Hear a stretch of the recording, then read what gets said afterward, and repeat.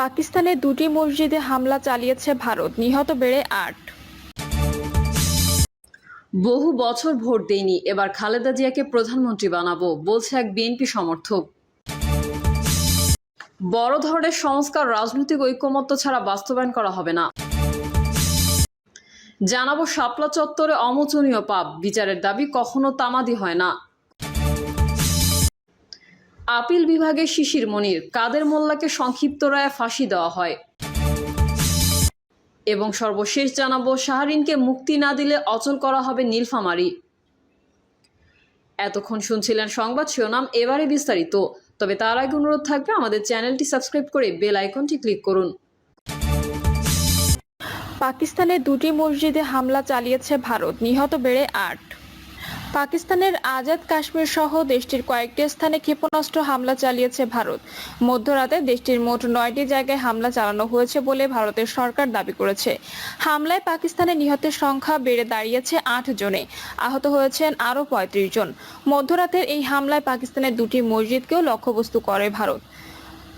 এক প্রতিবেদনে এই তথ্য জানিয়েছে পাকিস্তানি সংবাদ মাধ্যম জিও নিউজ। পাকিস্তানের সামরিক বাহিনীর মিডিয়া উইং আন্তঃবাহিনী জনসংযোগ পরিদপ্তরের মহাপরিচালক মেজর জেনারেল আহমেদ শরীফ বলেন, ভারতীয় হামলায় ৮ জন পাকিস্তানি নিহত হয়েছেন এবং আরও ৩৫ জন আহত হয়েছেন।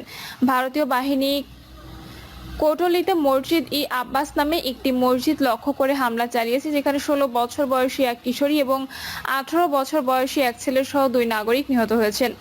কোটলিতে ভারতীয় হামলায় একজন নারী এবং তার মেয়েও আহত হয়েছেন। ডিজিআইএসপিআর বলেছেন, ভারতীয় বাহিনী মসজিদ এবং স্বাস্থ্যসেবা সুবিধা সহ বেসামরিক এলাকাগুলোতে লক্ষ্য করে হামলা চালিয়েছে।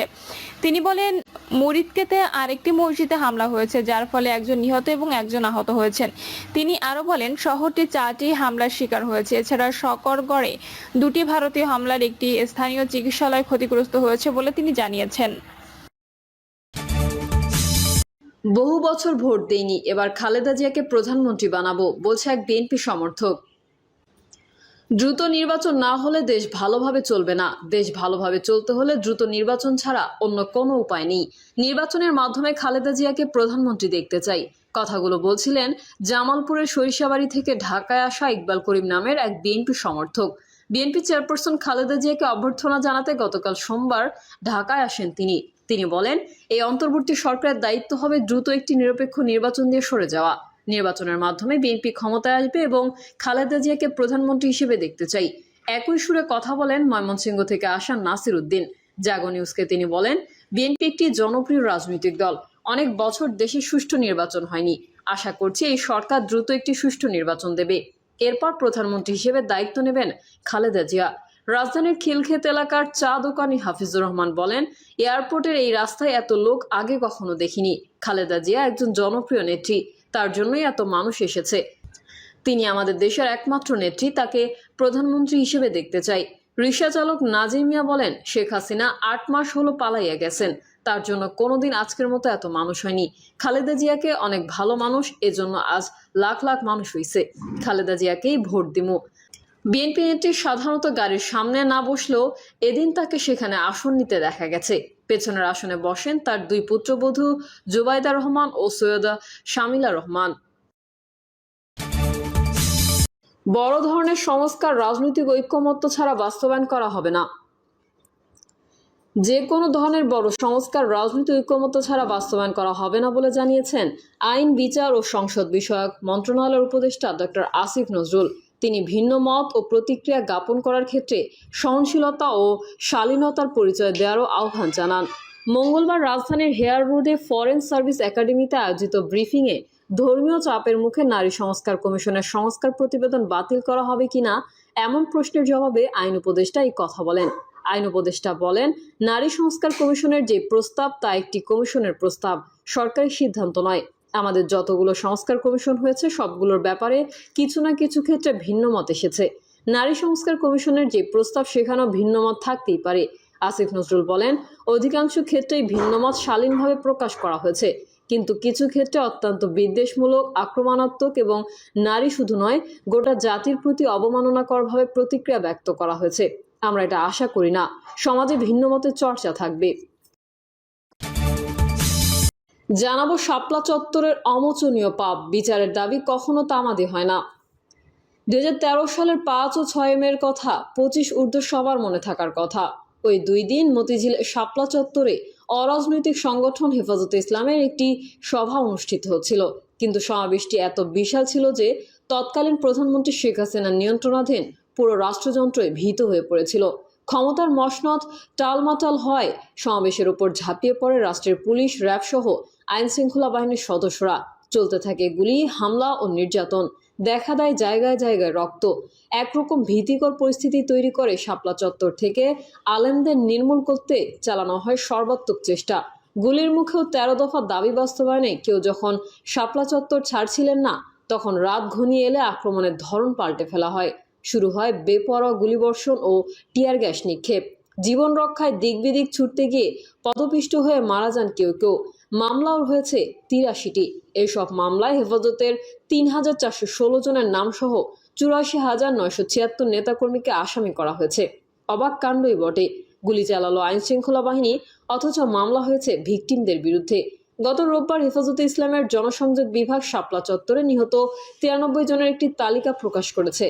তালিকাটি প্রাথমিক খসড়া এবং যাচাই বাছাইয়ের পর সংখ্যা আরও বাড়তে পারে বলে জানানো হয়েছে। এটা বিশ্বাস করার যথেষ্ট কারণ রয়েছে যে শেখ হাসিনার নির্দেশেই হেফাজতের সমাবেশে নির্বিচারে গুলি চালানো হয়েছে। মামলার কারণে বছরের পর বছর হেফাজতের নেতাকর্মীরা কারাভোগ করতে বাধ্য হয়েছেন। মামলাগুলোর বেশিরভাগই এখনও ঝুলে আছে। হেফাজতের নেতাকর্মীদের বিরুদ্ধে দায়ের করা মামলাগুলো প্রত্যাহার করতে দাবি তুলেছে মানবাধিকার সংগঠন অধিকার। আমরা এই দাবির প্রতি একাত্মতা প্রকাশ করছি। অবশ্য মামলা প্রত্যাহারই মূল কথা নয়, সুষ্ঠু তদন্তের মাধ্যমে হত্যাযজ্ঞের সঙ্গে যারা জড়িত ছিল তাদের বিচার করে একটি শাস্তি নিশ্চিত করা একটা বড় দাবি। হতাহতদের পরিবারকে পুনর্বাসন করা গেলে তা হবে এক মহৎ কাজ। এটা অস্বীকার করার জন্যই হেফাজতের সমাবেশের ওপর আক্রমণই ছিল ইসলামের প্রতি গত ফ্যাসিস্ট সরকারের বিদ্বেষেরই বহিঃপ্রকাশ। গত রেজিমের অন্যতম লক্ষ্য ছিল মাওলানা মৌলভীদের সমাজে কোণঠাসা করে রাখা এবং প্রয়োজনে তাদের হত্যা করা। 5ই আগস্ট ছাত্র জনতার অভ্যুত্থানের মধ্যে দিয়ে সেই অবস্থার অবসান হয়েছে। এখন গত সরকারের কৃতকর্মের জন্য দোষীদের বিরুদ্ধে শাস্তির বিধানই সবার দাবি। আপিল বিভাগের শিশির মনির, কাদের মোল্লাকে সংক্ষিপ্ত রায়ে ফাঁসি দেওয়া হয়। জামায়াত নেতা কাদের মোল্লাকে রিভিউয়ের এক সংক্ষিপ্ত রায়ে ফাঁসি কার্যকর করা হয়েছিল বলে আপিল বিভাগকে জানালেন আইনজীবী শিশির মনির। মঙ্গলবার সকালে প্রধান বিচারপতি ডক্টর সৈয়দ রেফাত নেতৃত্বাধীন আপিল বিভাগের 7 বিচারপতির বেঞ্চে শুনানি চলাকালে তিনি এই কথা বলেন।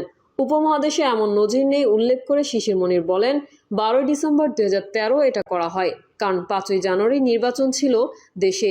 নির্বাচনের আগে ফাঁসি দিতে হবে, তাই এটা করা হয়। তিনি আরও বলেন, রিভিউ যখন খারিজ হয়, কেন খারিজ হলো সেটার কারণ লিখে ফাঁসি দিতে হতো, কিন্তু সংক্ষিপ্ত রায়ে লেখা ছিল না কী কারণে রিভিউ খারিজ করা হলো। সংক্ষিপ্ত রায় সাধারণত আসামিকে কারাগার থেকে বের করার সময় করা হয়। এর আগে গত 26শে ফেব্রুয়ারি আজহারুল ইসলামের রিভিউ মঞ্জুর করে আপিলের অনুমতি দিয়ে 22শে এপ্রিল শুনানির দিন ধার্য করেন আপিল বিভাগ।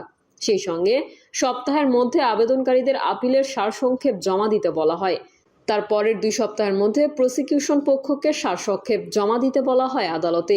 মুক্তিযুদ্ধকালীন মানবতা বিরোধী অপরাধের অভিযোগে 2014 সালের 30শে ডিসেম্বর আন্তর্জাতিক অপরাধ ট্রাইব্যুনাল এটিএম আজহারুল ইসলামকে মৃত্যুদণ্ড দেয়।